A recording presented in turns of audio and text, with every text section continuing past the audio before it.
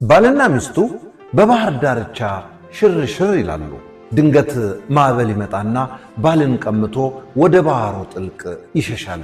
ሚስት በሁኔታው ተደናግጠው የእንባቸውን ጎርፍ እያወረዱ ዓይናቸውን ወደ ሰማይ አንጋጠው እግዚአብሔር ሆይ እባክህ ባለቤቴን መልስልኝ እያሉ ይጮኹ ጀመር። እግዚአብሔርም የቅርብ አምላክ ነውና ጸሎታቸውን ሰምቶ ባለቤታቸውን ውሃው ተፍቶ ወደ ዳር አወጣላቸው። ሴትየዋ አላመኑ፣ ሮጡ።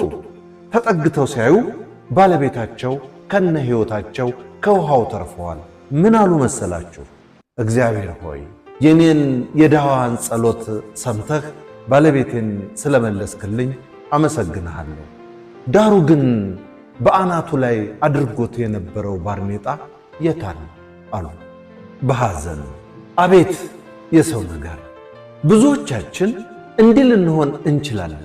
እስኪ አንድ ነገር ቆም ብለን እናስብ። እግዚአብሔር በሕይወታችን ዘመን ከሰጠንና ካደረገልን ነገሮች ሁሉ እኛ አላደረገልንም ከምንላቸው ነገሮች የቱ ይበዛል?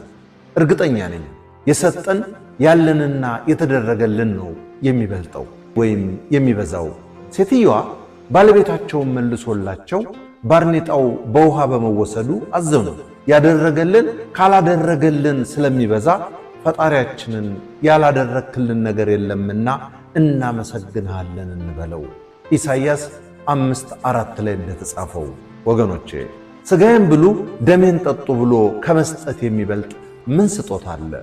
የውስጥ ደስታን፣ የልብ እርካታን፣ የአእምሮ ሰላምን መኮምኮም የምንችለው ባለን ነገር ቅድሚያ ፈጣሪን ማመስገን ስንችል ነው።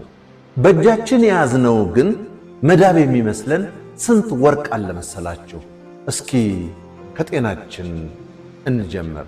ባለማህተብ ነኝ እኔ እንዳዘጋጀው፣ በለጠ እሸቴ ዘሀገረ ኢትዮጵያ እንዳቀረበው